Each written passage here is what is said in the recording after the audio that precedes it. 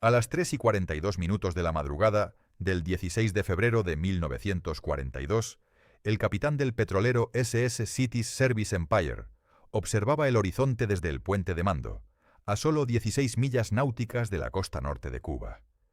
El mar Caribe brillaba bajo la luna llena como un espejo de plata líquida. La tripulación transportaba 52.000 barriles de crudo venezolano destinado a las refinerías de Nueva Jersey. En el silencio de la noche tropical, nadie notó la delgada línea del periscopio, cortando el agua a 200 metros de distancia. El torpedo golpeó el casco a estribor con una detonación que se escuchó hasta La Habana. El petrolero se partió en dos secciones que ardieron durante 48 horas. De los 43 tripulantes, solo 18 sobrevivieron. No fue el primer ataque, no sería el último. Entre enero y agosto de ese año, los submarinos alemanes hundieron 105 buques mercantes en aguas del Caribe y el Golfo de México. La cifra era catastrófica, más de 500.000 toneladas de acero y carga enviadas al fondo del mar. Cada petrolero hundido significaba menos combustible para los bombarderos que atacaban Alemania, menos gasolina para los tanques Sherman que rodarían por Europa, menos diésel para los destructores que escoltaban convoyes atlánticos. Los almirantes en Washington miraban los mapas con creciente desesperación. El Caribe se había convertido en un cementerio submarino, y la línea de suministro vital que conectaba los campos petroleros de Venezuela y México con el esfuerzo bélico aliado estaba sangrando hasta morir.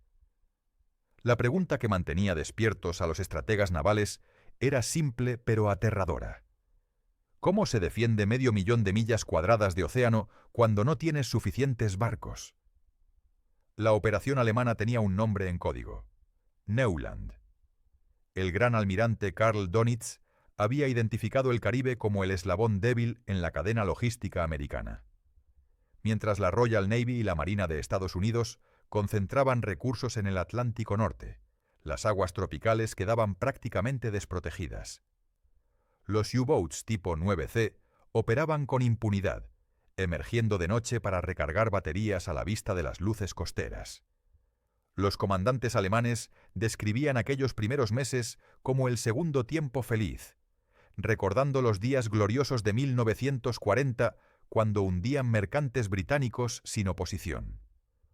Un solo submarino podía patrullar durante 8 semanas, hundiendo entre 6 y 12 buques antes de regresar a las bases francesas. La matemática era despiadada.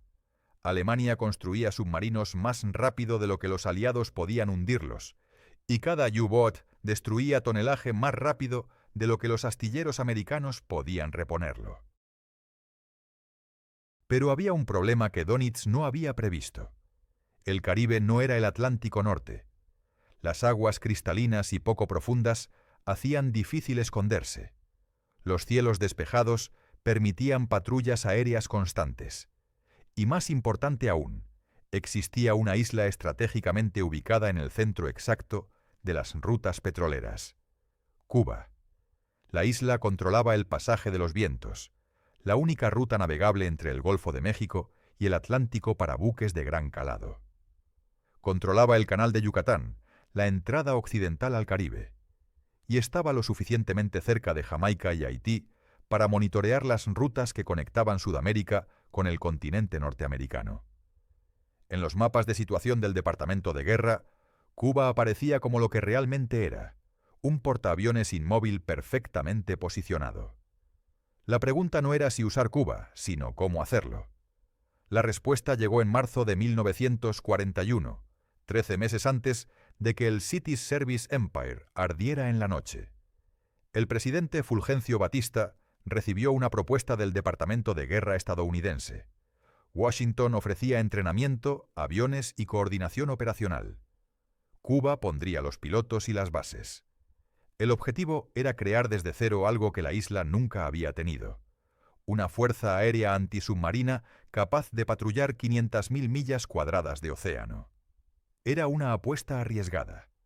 Cuba no tenía tradición de aviación militar, no tenía instructores de vuelo naval, no tenía experiencia en guerra antisubmarina, pero tenía algo que Washington necesitaba desesperadamente: hombres jóvenes dispuestos a volar sobre aguas infestadas de submarinos en aviones que, francamente, eran obsoletos antes de despegar. El acuerdo se firmó el 22 de abril. 3 semanas después, 40 cubanos subieron a trenes con destino a Alabama.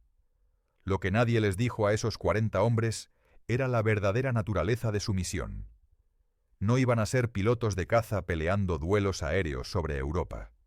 No pilotarían bombarderos atacando fábricas alemanas. Su guerra sería diferente, solitaria y probablemente olvidada. Volarían durante horas sobre un mar vacío, buscando sombras bajo la superficie. Enfrentarían tormentas caribeñas que partían aviones en dos.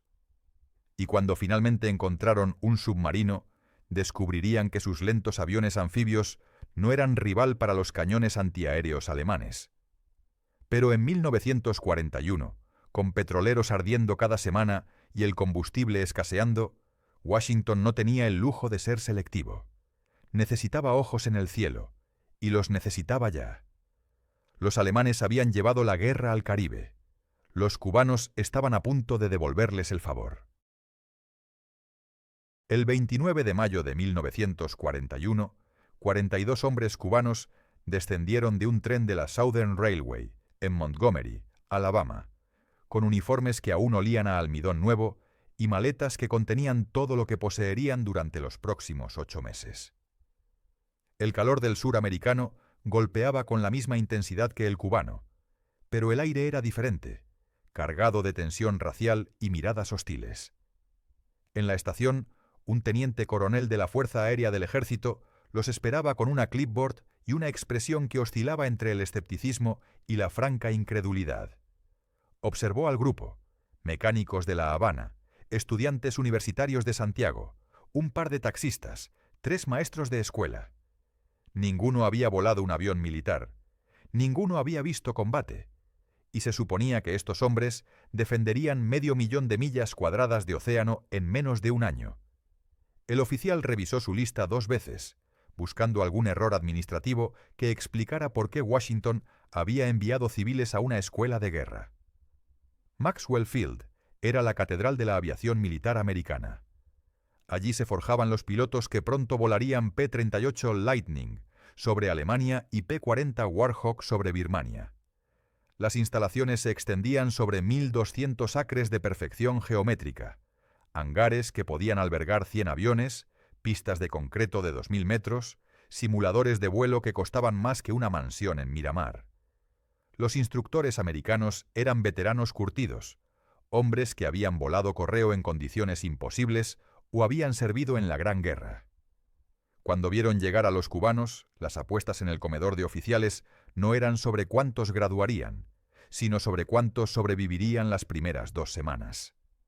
La doctrina militar americana de 1941 no contemplaba sutilezas culturales. O aprendías rápido o te enviaban a casa. No había tercera opción.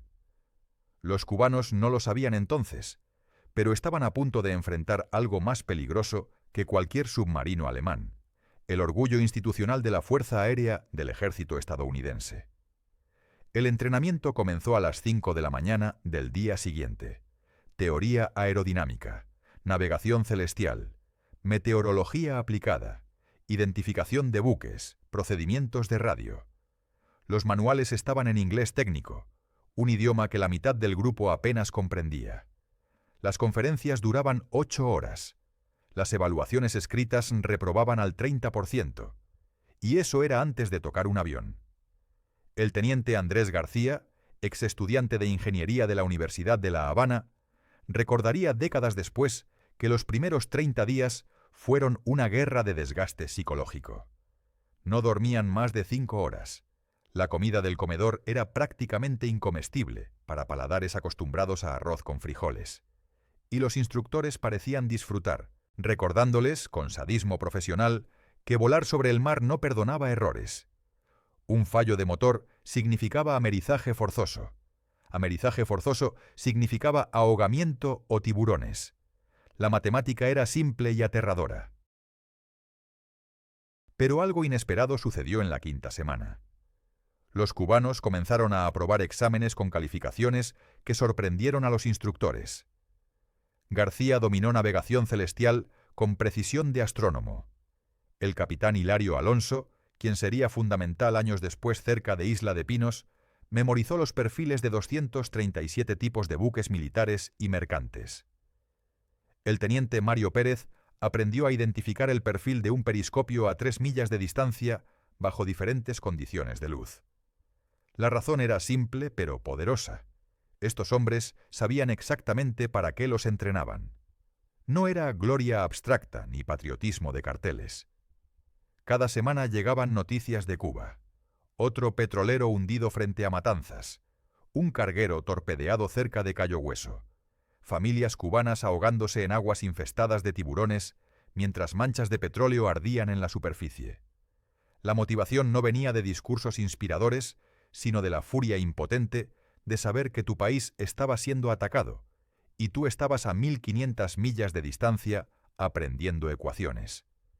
En agosto, los sobrevivientes fueron transferidos a la Estación Aérea Naval de Jacksonville, Florida. Aquí el entrenamiento cambió de teoría a violencia aplicada. Volaban Stearman N-2S, biplanos de entrenamiento que temblaban con cada ráfaga de viento. Practicaban amerizajes forzosos en el río St. John's hasta que podían posar un avión en agua agitada sin voltearse. Aprendían a lanzar bombas de profundidad desde altitud de ataque, calculando el tiempo de caída y la velocidad del viento en fracciones de segundo. Las bombas de práctica no tenían explosivo, pero el ejercicio era idéntico al real. Descender a 150 pies sobre el agua, identificar el objetivo sumergido mediante la sombra en la superficie, lanzar en el momento exacto y salir del área antes de que la explosión te alcanzara. Fallabas el cálculo por 2 segundos y la onda expansiva podía destrozar tu avión.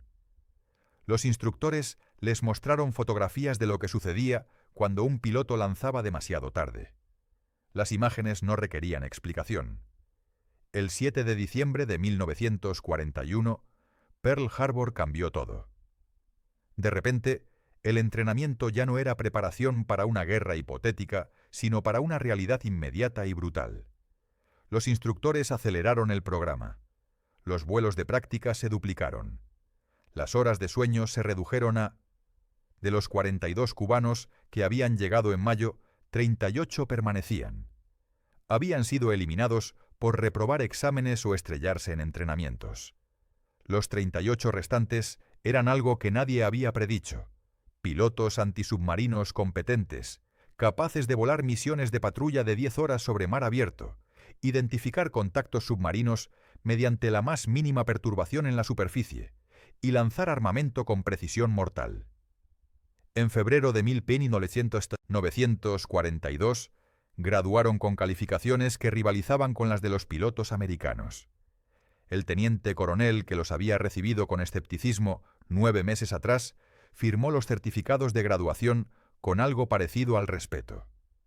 Pero el verdadero examen no se daba en aulas ni simuladores. Los esperaba en 500.000 millas cuadradas de agua azul, donde submarinos alemanes cazaban petroleros bajo el sol caribeño. El 18 de marzo de 1942, el capitán Hilario Alonso tocó por primera vez los controles de su Grumman J-2F Duck en la base de San Antonio de los Baños. El avión tenía la elegancia aerodinámica de una bañera con alas. El fuselaje de aluminio corrugado brillaba bajo el sol cubano como una lata de conservas gigante. El motor radial Pratt & Whitney, de 650 caballos de fuerza, rugía con un sonido que prometía potencia, pero entregaba apenas suficiente empuje para mantener el aparato en el aire con carga completa. La velocidad máxima era de 215 km por hora, alcanzada solo con viento de cola y rezos. El techo de servicio era de 1000 metros, una altitud a la que cualquier caza alemán podría alcanzarlos en segundos. Alonso observó las 2 bombas de profundidad de 45 kilogramos colgando bajo las alas y comprendió la cruel ironía. Le habían dado un avión de reconocimiento para pelear una guerra. El Grumman J-2F Duck había sido diseñado en 1936 con un propósito específico y limitado: rescate aire-mar en aguas tranquilas. Su capacidad anfibia era impresionante para operaciones de paz. Podía amerizar en bahías protegidas, recoger pilotos náufragos y despegar nuevamente con relativa facilidad. Los ingenieros de Grumman nunca imaginaron que este avión utilitario enfrentaría submarinos alemanes armados hasta los dientes. El Duck carecía de blindaje. No tenía tanques de combustible autoselantes. Su única arma defensiva era una ametralladora calibre 30 montada en la cabina del observador. Útil quizás contra aves marinas, pero ridículamente inadecuada contra un U-boot. Los pilotos cubanos bromeaban amargamente que el arma más efectiva del avión era la radio, porque al menos podían llamar ayuda antes de morir. La comparación con los aviones que volaban sus contrapartes americanas era devastadora. Mientras la Marina estadounidense desplegaba PBI Catalina con autonomía de 1000 kilómetros y armamento pesado, Cuba recibía patos obsoletos.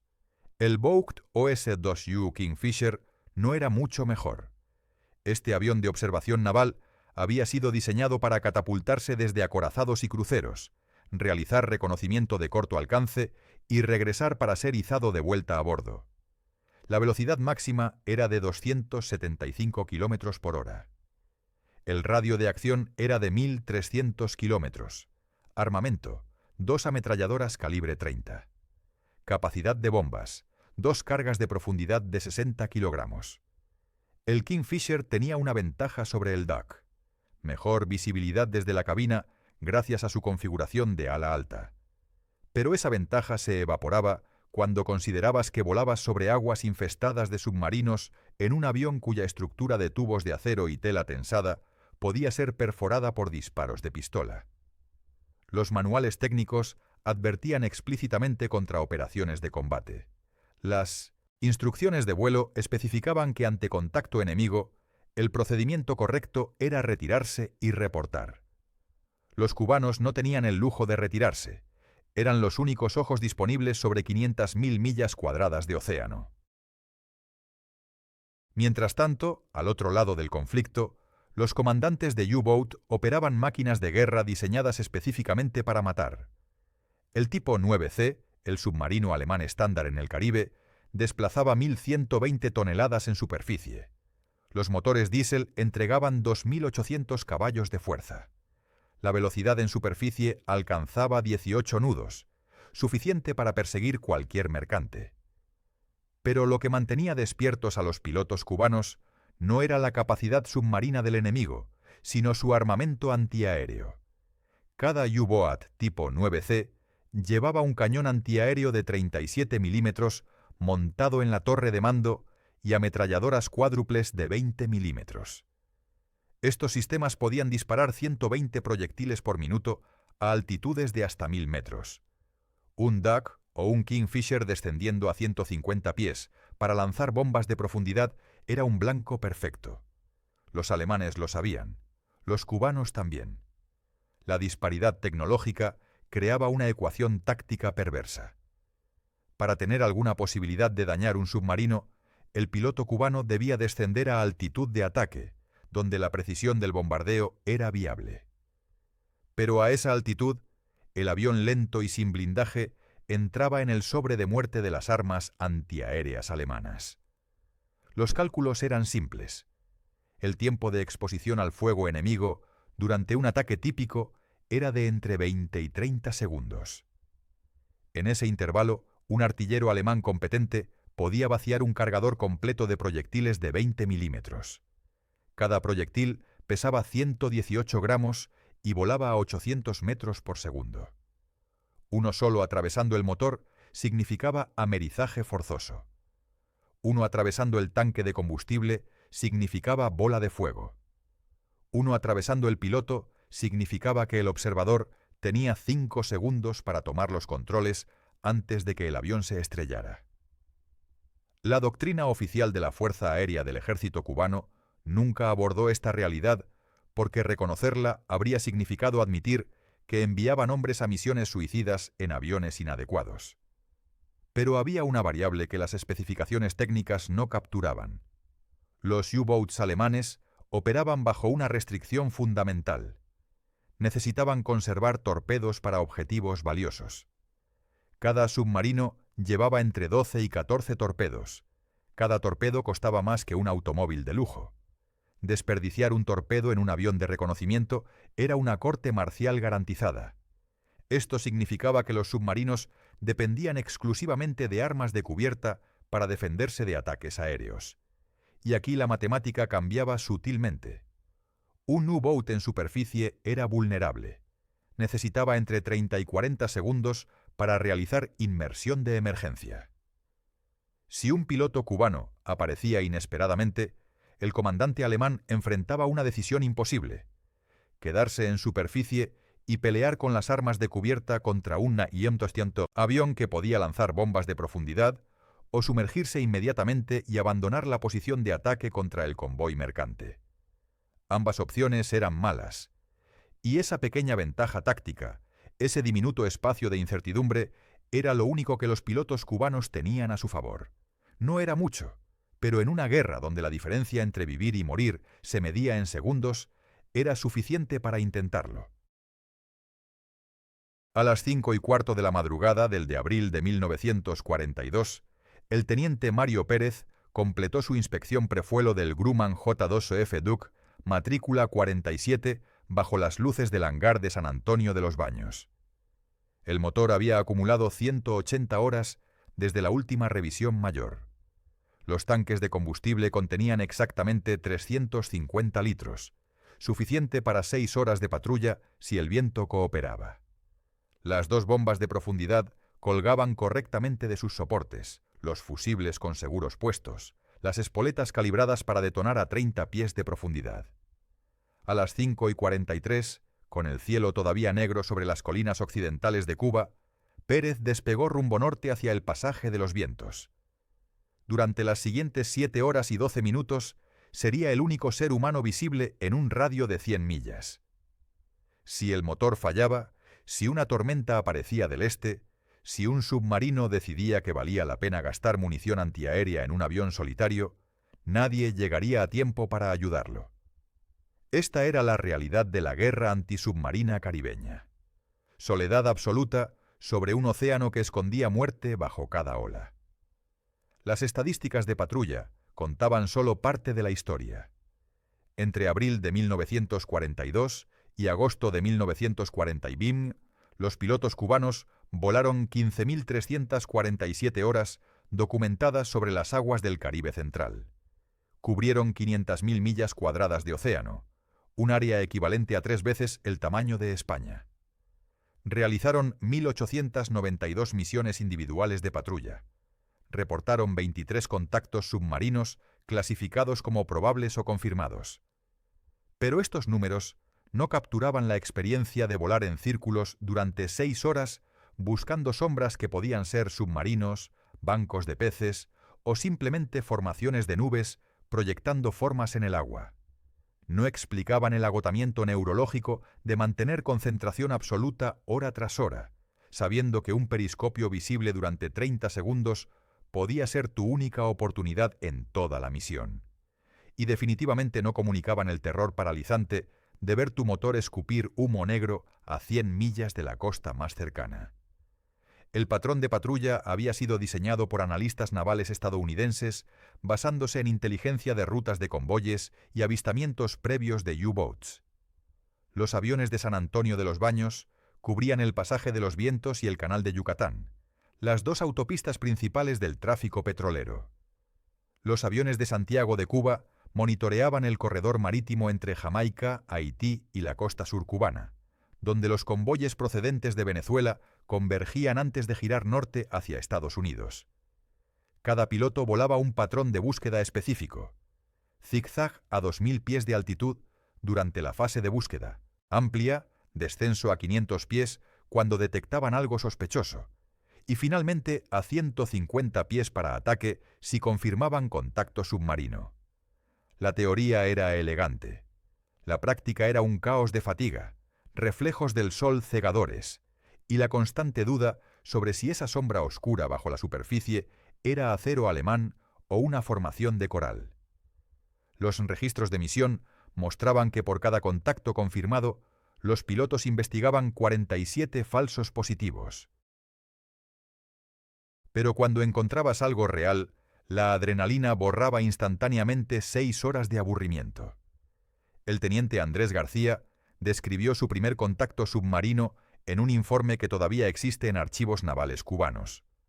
3 horas en su patrulla sobre el canal de Yucatán, García detectó una estela blanca moviéndose bajo la superficie a velocidad estimada de 12 nudos.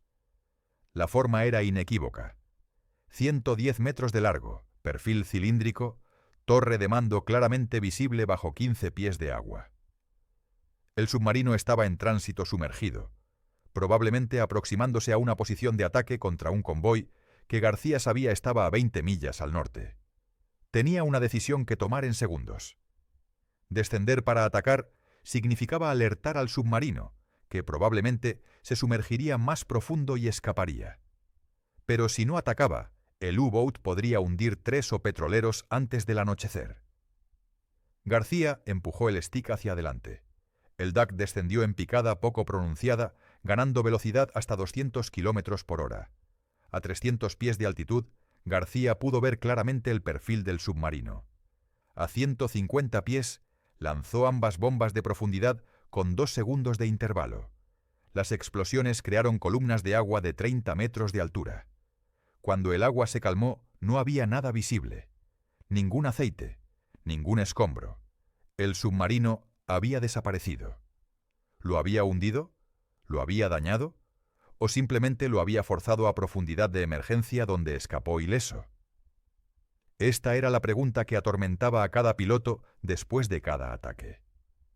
La guerra antisubmarina no ofrecía el feedback inmediato de combate aéreo. No veías al enemigo estallar en llamas. No contabas paracaídas.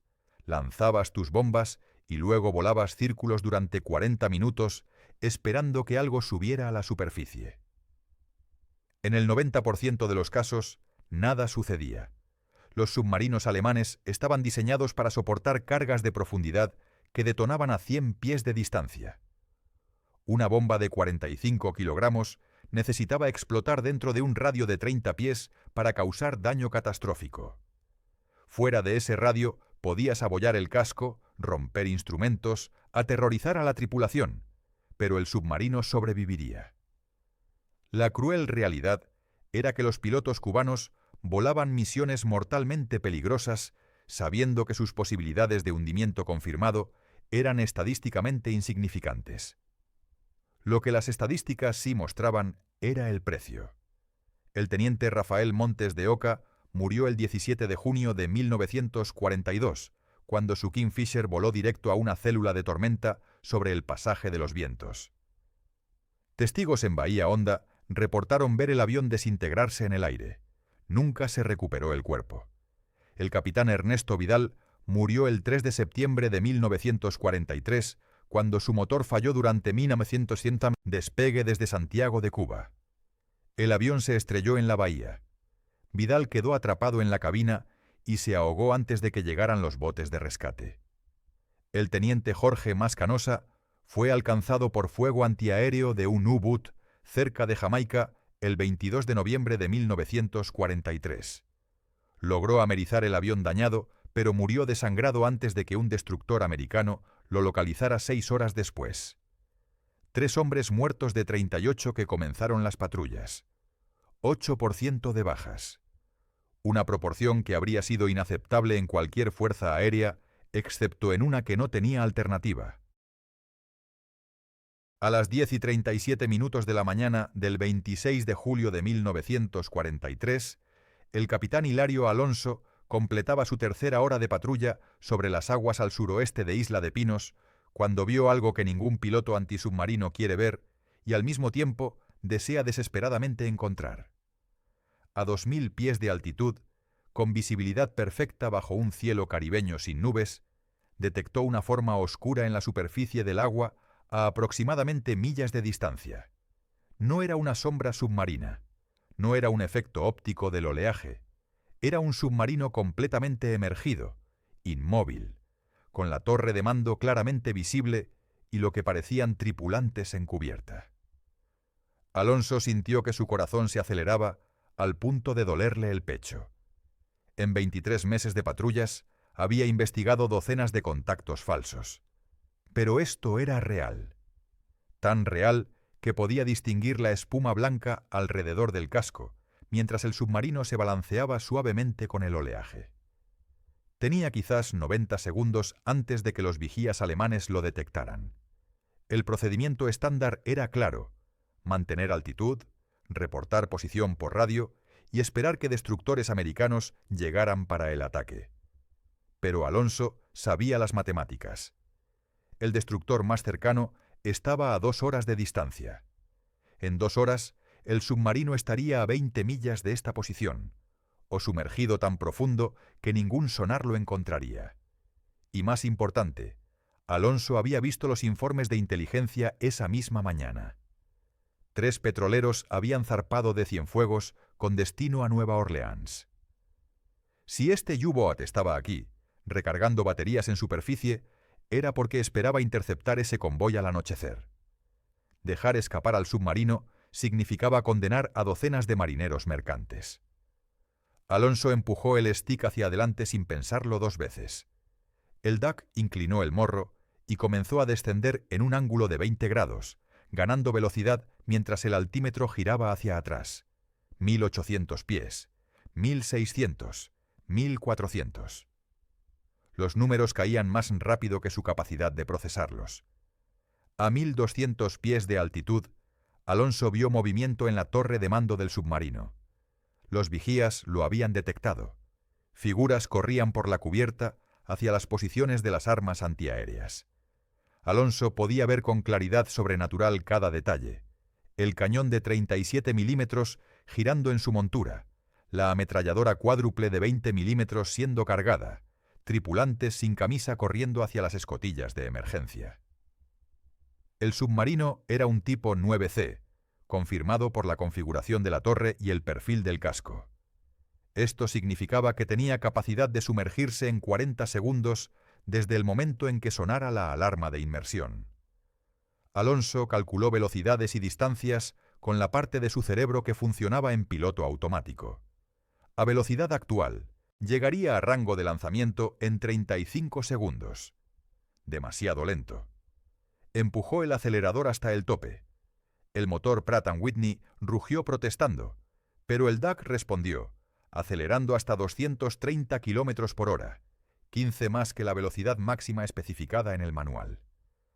Las alas temblaban con vibraciones que Alonso podía sentir en los dientes. A 800 pies de altitud, el cañón antiaéreo alemán abrió fuego. Alonso vio los destellos naranjas del cañón antes de escuchar las explosiones. Los proyectiles de 37 milímetros estallaban en el aire creando nubes negras de metralla que el Duck atravesaba como si fueran niebla sólida. Algo golpeó el ala derecha con un sonido metálico que Alonso sintió en la columna vertebral. Ignoró el impacto. A 500 pies, las ametralladoras cuádruples se unieron al fuego. Estas eran peores que el cañón porque no necesitaban apuntar con precisión. Simplemente llenaban el espacio aéreo con una pared de plomo. Alonso vio las trazadoras rojas subiendo hacia él como fuegos artificiales invertidos. El aire alrededor del Duck hervía con proyectiles. Una línea de agujeros apareció en el ala izquierda, puntos perfectos de luz del sol atravesando el aluminio. El avión se sacudió violentamente. Alonso corrigió con pedal izquierdo, manteniendo el morro apuntado directamente al centro del submarino. 300 pies, 250, 200.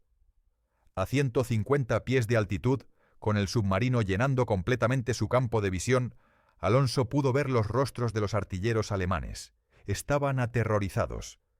Uno de ellos abandonó su posición y corrió hacia una escotilla. Demasiado tarde. Alonso alcanzó el interruptor de liberación de bombas y lo accionó 2 veces con medio segundo de intervalo. Sintió el Duck saltar hacia arriba cuando las 2 bombas de profundidad de 45 kilogramos se separaron de los soportes bajo las alas. No esperó a ver el impacto. Tiró del stick con fuerza brutal, iniciando un ascenso empinado que hizo gemir la estructura del avión. Las fuerzas G lo presionaron contra el asiento. Su visión se estrechó en un túnel oscuro. Podía sentir la sangre drenándose de su cerebro. Pero mantuvo la presión en el stick, ganando altitud cada segundo, alejándose de la zona de muerte sobre el submarino. A 500 pies escuchó las explosiones. 2 detonaciones masivas que se fusionaron en un solo trueno que sacudió el DAC como una hoja en un huracán. Alonso niveló el avión y giró para observar. El océano donde había estado el submarino era ahora un círculo perfecto de agua blanca hirviendo. Columnas de agua de 40 pies de altura caían de vuelta a la superficie, creando ondas que se expandían en círculos concéntricos perfectos.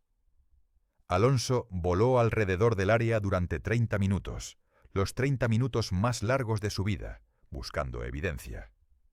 Aceite, escombros, cuerpos, cualquier cosa que confirmara un hundimiento. El agua eventualmente se calmó. La superficie volvió a su azul cristalino habitual. No había nada. Ningún rastro visible del submarino. Ninguna prueba de daño. Alonso reportó el ataque por radio.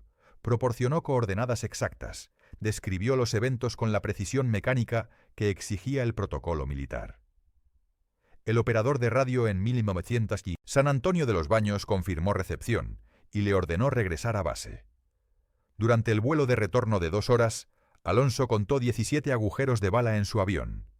El motor goteaba aceite. El tren de aterrizaje derecho no se extendía completamente, pero estaba vivo. Aterrizó en San Antonio usando solo el flotador izquierdo, derrapando en el agua hasta detenerse. Los registros navales alemanes capturados después de la guerra no mencionan la pérdida de ningún U-Boat cerca de Isla de Pinos el 26 de julio de 1943. Tampoco mencionan daños severos a ningún submarino en esa área en esa fecha. Pero los mismos registros muestran que el U-517, que operaba en aguas cubanas durante julio de 1943, reportó un ataque aéreo que causó daños menores y forzó su retiro anticipado a base. El comandante del U-517 no especificó la nacionalidad del avión atacante. Los historiadores navales aún debaten si Alonso dañó ese submarino o simplemente lo forzó a sumergirse. La verdad es que nunca lo sabremos. Pero sabemos esto. Después del 26 de julio, los hundimientos de petroleros en el área suroeste de Cuba cesaron durante 6 semanas.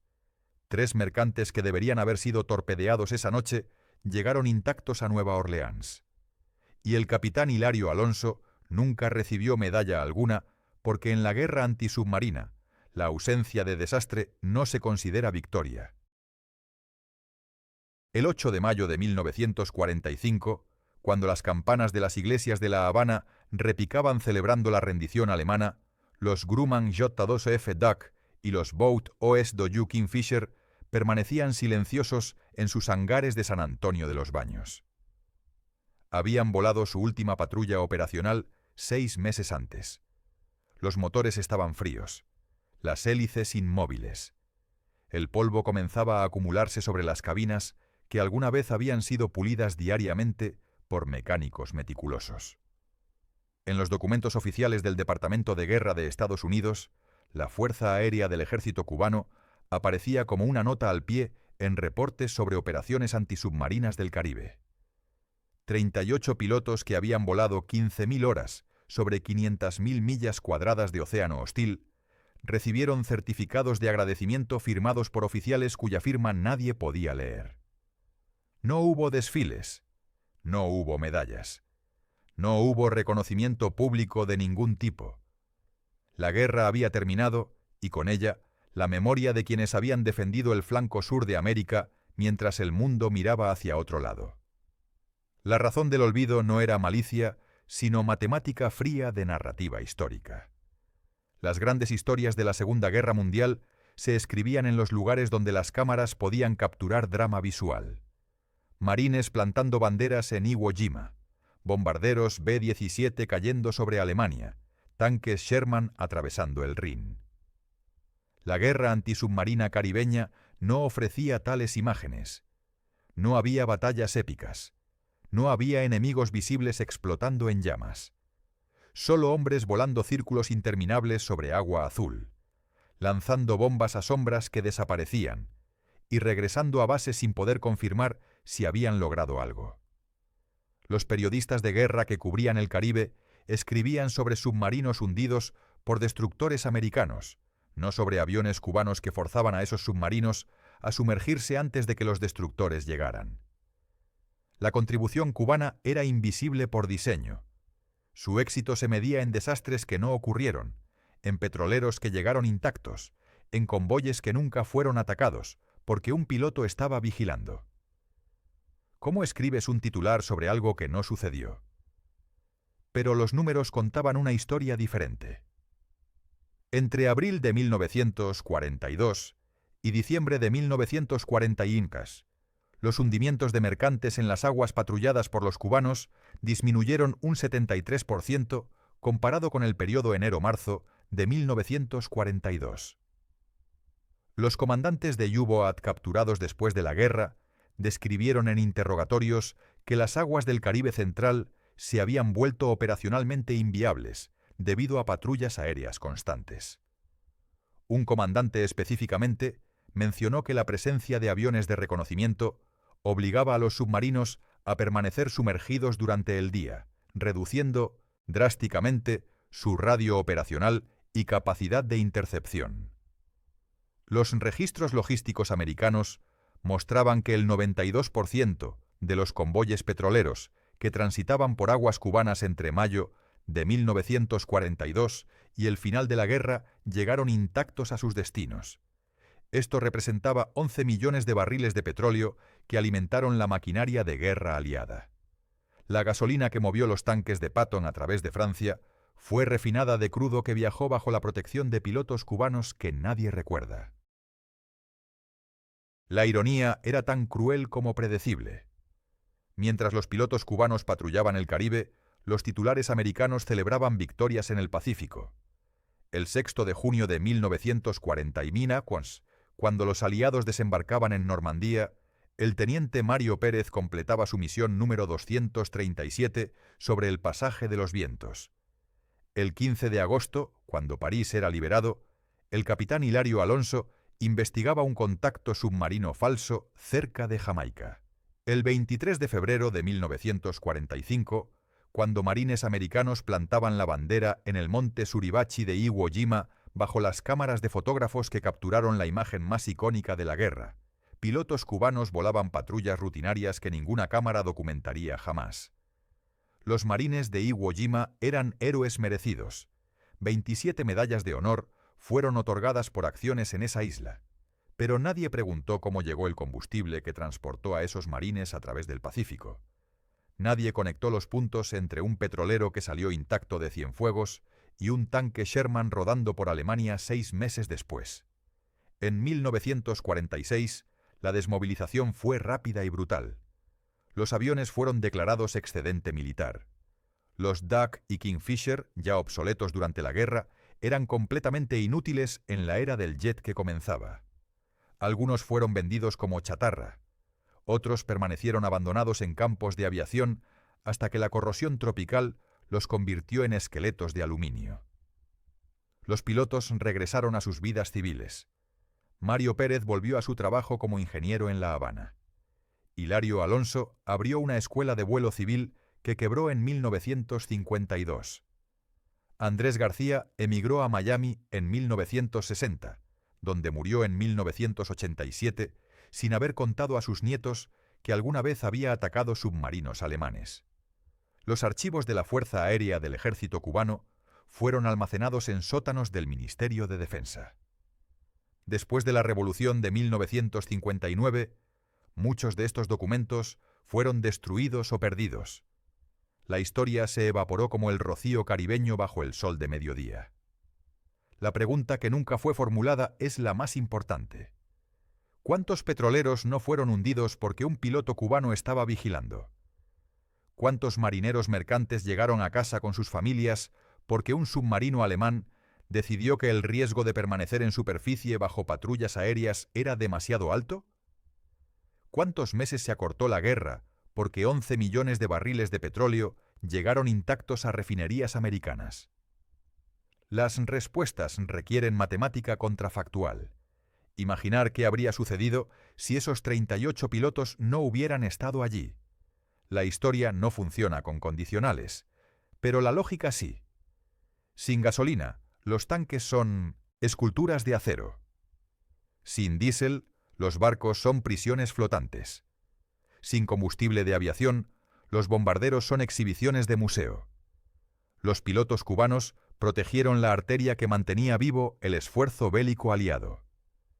Mientras marines americanos morían en playas del Pacífico y soldados británicos sangraban en el desierto africano, hombres con apellidos como Alonso, García y Pérez defendían el flanco que nadie veía. En los museos de aviación de Estados Unidos puedes encontrar P-51 Mustang restaurados y B-17 Flying Fortress pulidos hasta brillar. En los museos navales hay destructores y portaaviones preservados como monumentos a la victoria. Pero no encontrarás un Grumman J-75F Duck con matrícula de la Fuerza Aérea del Ejército Cubano. No hay placas conmemorativas en San Antonio de los Baños. No hay monumentos en el Pasaje de los Vientos, donde esos hombres volaron hasta que el agotamiento los hacía alucinar. La contribución cubana a la victoria aliada existe solo en documentos amarillentos que nadie lee y en las memorias que murieron con los últimos veteranos. Es como si nunca hubiera sucedido. Como si 500.000 millas cuadradas de océano se hubieran defendido solas. Como si los submarinos alemanes simplemente hubieran decidido buscar presas más fáciles por razones misteriosas. La historia olvidó a los guardianes del Caribe, porque su guerra no producía fotografías dramáticas. Solo producía resultados. Y en el negocio de construir narrativas históricas, los resultados sin drama son invisibles.